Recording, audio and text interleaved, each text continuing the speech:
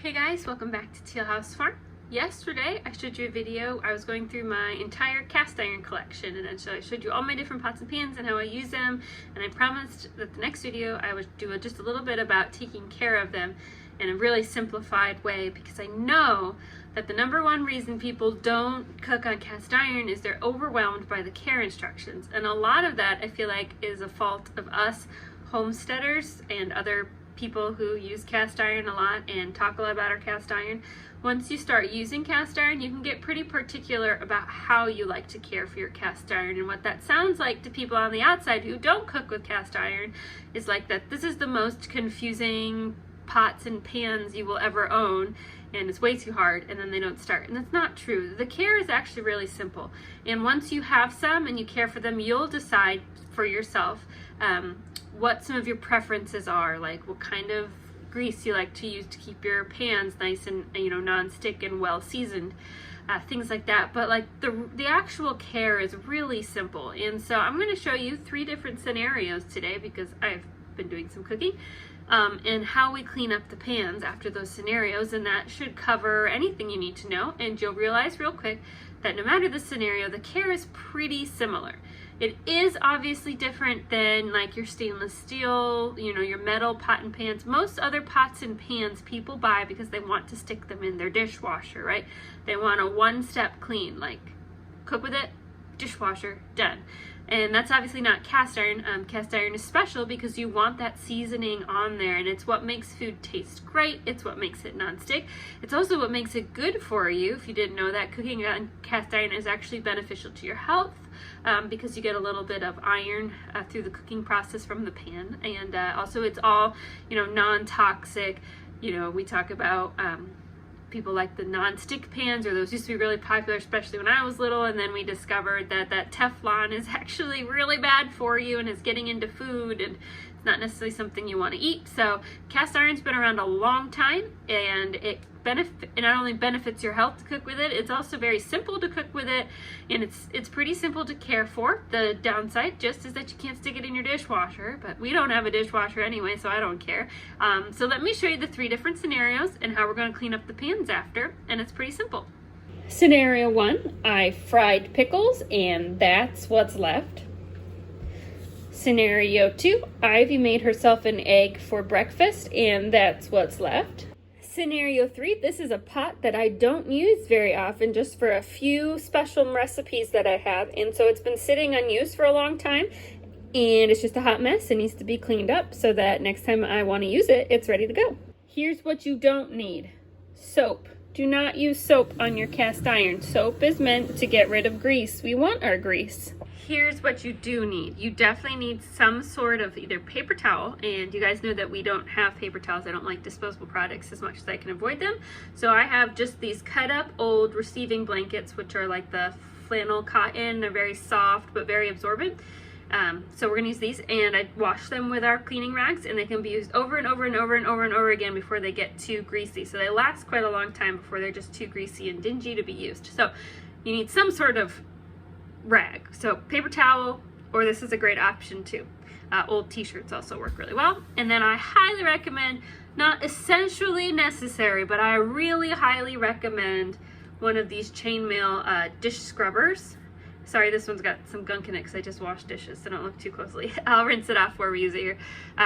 This I've had for years. It's still in great shape. They last forever basically, and they're only like $10 or $15. So I'll link this below. If you don't have one of these and you want to clean your cast iron right now, it's okay. You can use a kitchen sponge. Just realize that it's going to make your kitchen sponge really dingy, and you're going to probably have to throw it away pretty soon. So this salvages your kitchen sponge.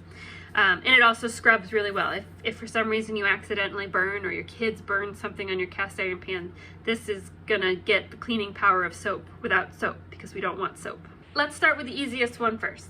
This is a well-seasoned cast iron pan I've had for a long time.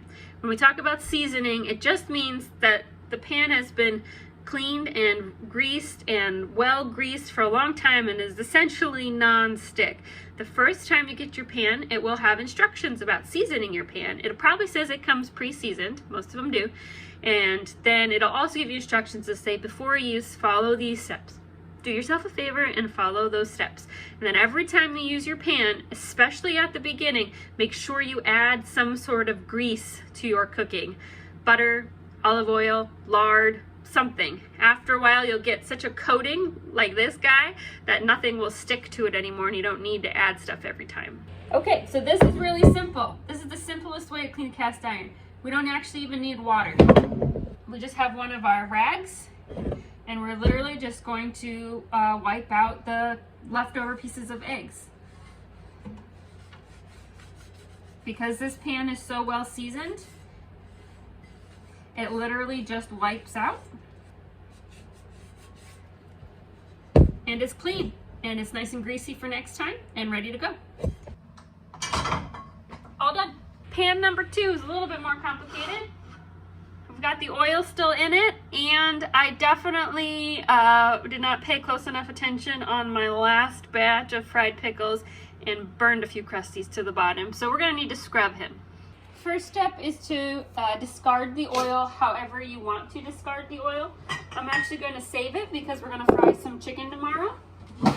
And so I'm just going to reuse the fry oil. So we're just going to get out a jar, wide mouth lid, and a strainer so we don't get any burned crusties in there. And we're just going to drain the oil into it, and we'll just save it to add to the chicken fry oil tomorrow. Save ourselves some money.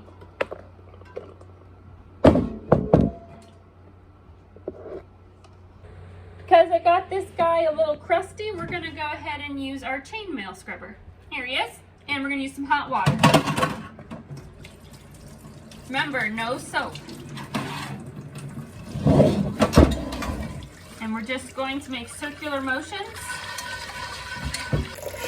until we've gotten all the baked done pieces knocked off the pan. Then we put our cleaned pan back on our stovetop and we're gonna dry it off. So we're gonna evaporate that water, not super hot. And we're gonna let it sit here for a minute or two until all that water has evaporated. Now, if you ever manage to burn something on your pan to the point where you can't even scrub it off with that chainmail scrubby, which I've only happened once, what you need to do is you need to put just a tiny little bit of water in the pan, like maybe that much, like a 1/4 of an inch to cover the bottom of your pan. Put the pan on the stove and boil the water, and that will cause the burned pieces to kind of disconnect from your pan. Turn it off, let it cool down enough that you can touch it, and then scrub it again, and that should take care of it. And then you'll head back to this step where you dry your pan out. And when our pan is dry, we turn off the stovetop and we take our grease of choice. I'm using our home rendered lard today. You could use olive oil, you could use you could even use, and people say don't do it, but I'm gonna tell you can do it. You can use vegetable oil. It's just not the best choice, but it's not gonna kill your pan in one application, okay? So I like lard and bacon grease because I feel like they add flavor to the next recipe, but you know, any kind of shelf-stable oil that you have in your pantry is gonna be fine, okay? So I just put a little bit on here, and remember the pan is hot, so watch your fingers, but I'm just gonna rub this around the pan, and the pan is gonna kind of soak up that grease because it's hot. Okay, now you also have to remember all of your pan is cast iron, not just the cooking surface, the bottom and the handle. So a couple times a year I will do this process just during a normal cleaning, and then I'll turn the pan upside down and I'll do the bottom and the handle as well with some grease. You don't have to do it every time, all the time, because that's not the cooking surface and it's not gonna get, it doesn't need as much care. But just a couple times a year, make sure you grease the bottom and the handle. Fast forwarded a few minutes, he's cooled down, nice and greased. He's gonna go on the wall too.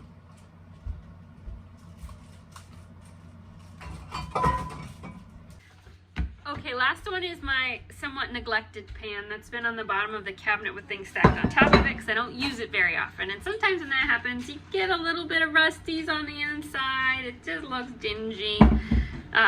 So we're gonna get it ready. To start, we're gonna do it the same way I just did. We're just gonna run it under some hot water and just kind of Use our scrubber here to clean this lid that's gotten really just kind of dusty and gross from always being on the bottom of my cabinet.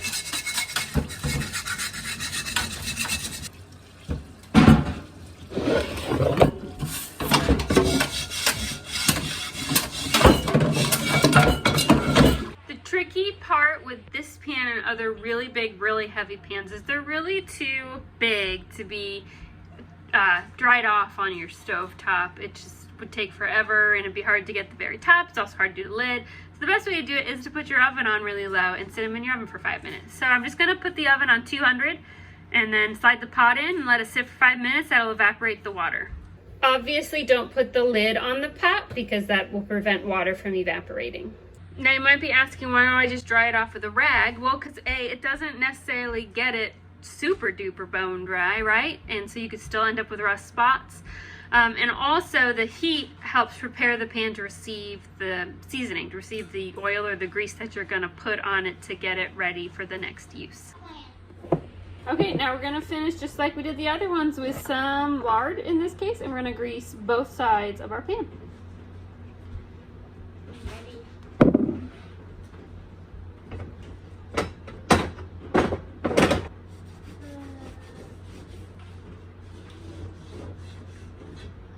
All right, there we have it. This one is really heavy. I don't hang it on the pegboard. It gets stored in the cabinet. And that giant pot is really good for making certain types of bread, but I use it mostly for making chicken and dumplings or roasting a whole chicken because it's big and it's heavy. So it gets used occasionally, but not nearly as much as the ones I hang on the pegboard. If you're curious about seeing our whole cast iron collection, because I have a whole bunch, I'll link that video below.